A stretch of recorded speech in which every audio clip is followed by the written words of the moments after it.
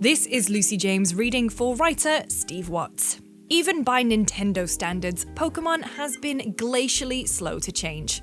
The series has long been iterative, and the community has certainly taken notice. This year's Pokemon Legends Arceus showed a faint idea of what a bold reinvention of the series would look like. Now, Pokemon Scarlet and Violet, touted by Nintendo as the first open-world RPGs in the Pokemon series, raise the question: are these going to be the main series games to follow Arceus' blueprint?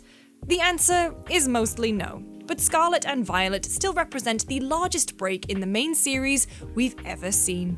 The open-world approach really is impressive in a Pokemon game, especially one as dense with monsters as this one. During a recent opportunity to go hands-on with the games, the Pokemon were everywhere, around every corner, and roaming freely around the new Paldea region. While setting my sights on an objective, I would practically trip over the smaller creatures, initiating a battle accidentally because I happened to kick a stray Smoliv. And the world feels open in the truest sense. I had a few objectives in mind for the slice of the map I was allowed to explore, and a limited amount of time to do it, but by all appearances, you really can go any direction you'd like.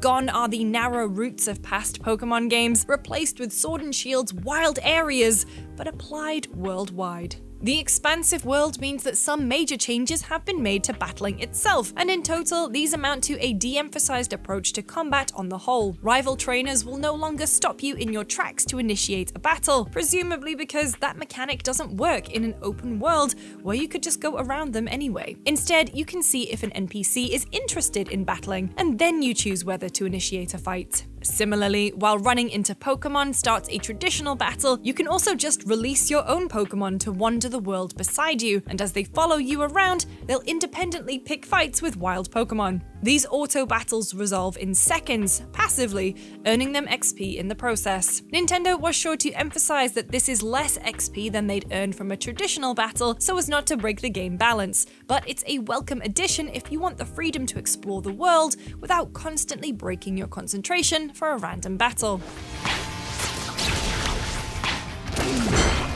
Despite its appearances, this isn't Arceus. You can't catch a Pokemon by simply sneaking up and tossing a Pokeball at them, and your goal isn't to collect dozens of Bidoofs. It does implement a similar structure though. You can approach a wild Pokemon stealthily and initiate a battle, giving you a combat advantage by making your opponent Pokemon fumble their first turn. That will make capturing Pokemon that much easier, even though it follows a more traditional structure of occurring in battle after weakening your opponent Pokemon. And there is a certain wow factor in being able to freely move the camera to see your own trainer and surrounding area from whatever angle you'd like during the battle. With such a wide open space, navigation has also gotten an overhaul.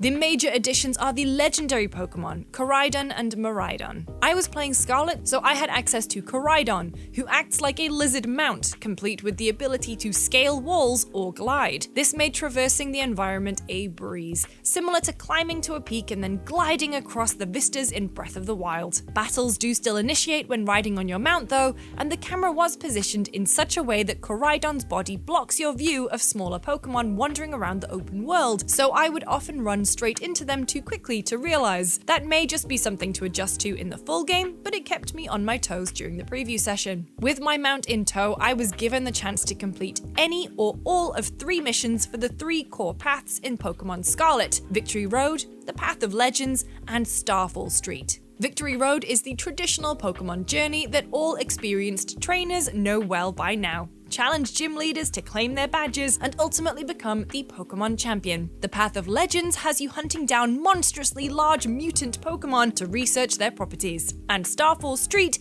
is a war against Team Star, a gang of villainous Paldea street punks. I happened to take on the Path of Legends first, solving some simple environmental riddles to locate, in what had to be an intentional reference, a giant enemy crab. I pointed this out to my Nintendo representatives, and no one laughed. After attacking its weak point for massive damage, it scurried off, and I had to locate it a second time. Having defeated it again, It escaped again, and I was warned in no uncertain terms not to follow it. There appears to be more to this questline than we were allowed to see in this short preview, but that also makes it hard to evaluate how engaging the Path of Legends will be in practice. Next, I went on to Victory Road. This took place in a traditional Pokemon town, bustling with activity like street vendors and a new open-air Pokemon Center that could be approached from either side without entering a building. It was a nice, breezy area to explore and felt like a welcome break from the overworld where Pokemon roam freely. Towns are safe zones, and with the advent of an open world that feels more dangerous than ever before, the safety provided here was especially welcome.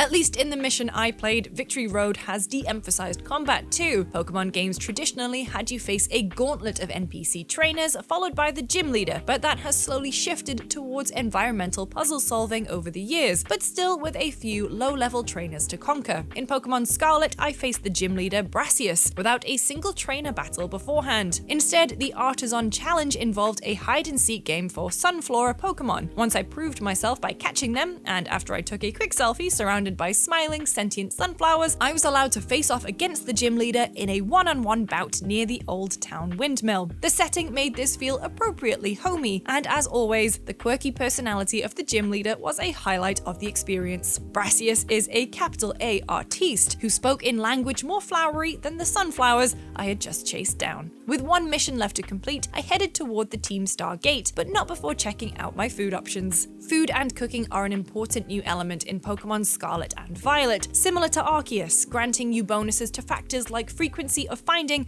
or catching a certain type of Pokemon. You can buy pre-made dishes at vendors, but you can also try cooking yourself by setting up a picnic anywhere in the wild area. This gives you a place for your Pokemon to relax and heal up, as well as a place for you to put together a sandwich using your ingredients. I made a horrific concoction, with entire sausages sitting awkwardly on the bun since you actually place the ingredients yourself, but it forgave my taste and gave me a nice set of bonuses anyway. Finally ready to take on Team Star, I entered the gates. This was essentially a speed battling challenge to take down a certain number of their wandering Pokemon in a set amount of time, but this is where one of the new mechanics became key. I released my own Pokemon to walk alongside me and let them initiate the battles passively, racking up wins much more quickly than if I had manually initiated each battle individually. After completing the challenge, I faced off against the area's boss, Mela, who strode atop a souped-up hot rod that looked like Mad Max meets Minions. One element that ran through all of these missions was the new terastallizing ability, which gives your Pokemon a crystalline look and enhances their powers. It essentially turns your living, breathing Pokemon into little fine crystal collectibles. Though terastal forms can be used to simply give your Pokemon a boost, you can also find ones that imbue your Pokemon with a type outside of their standard abilities. This was extremely helpful in a closed preview environment where I had a limited amount of time to build up a collection of Pokemon, so my provided prefab roster of terastal monsters was built to make up for any elemental deficiencies, but time will tell how it functions in the full game. At the moment, it seems aimed at high-level PvP play, letting experienced Pokemon masters play mind games with their opponents by switching to a new type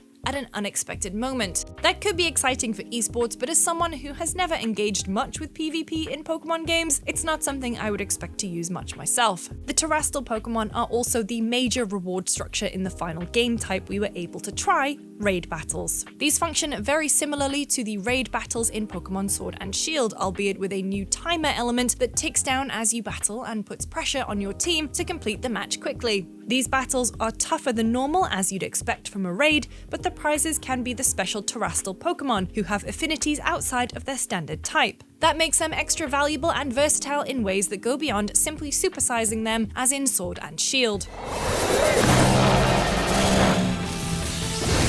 One unfortunate element that appears to mirror Arceus' open-world design is the appearance of technical shortcomings. I enjoyed Arceus' re-envisioning for the franchise, but its visual flaws were apparent, seeming to strain against the limitations of the aging Switch. What I saw in Scarlet was similarly rough. The aforementioned windmill was an especially noticeable example, as you could see the individual frames of its motion instead of moving in a smooth circular pattern. This was a pre-release demo, of course, so it's always possible that GameFreak will iron out any technical hiccups before launch, but the hiccups were certainly there. Even after an extensive hands-on with the game, I'm not sure how the mission types and new open world go anywhere structure will coalesce into a single cohesive story. How does the narrative flow when you can do the missions in essentially any order, along 3 separate paths? Do these disparate plots converge at any point? That wasn't answered during my playtime, but I'm very curious to find out. And maybe that's fitting. Like any good open world game, curiosity appears to be at the core of Pokemon Scarlet and Violet. The open world invites exploration and beckons you to check just around that ridge, just over that mountain,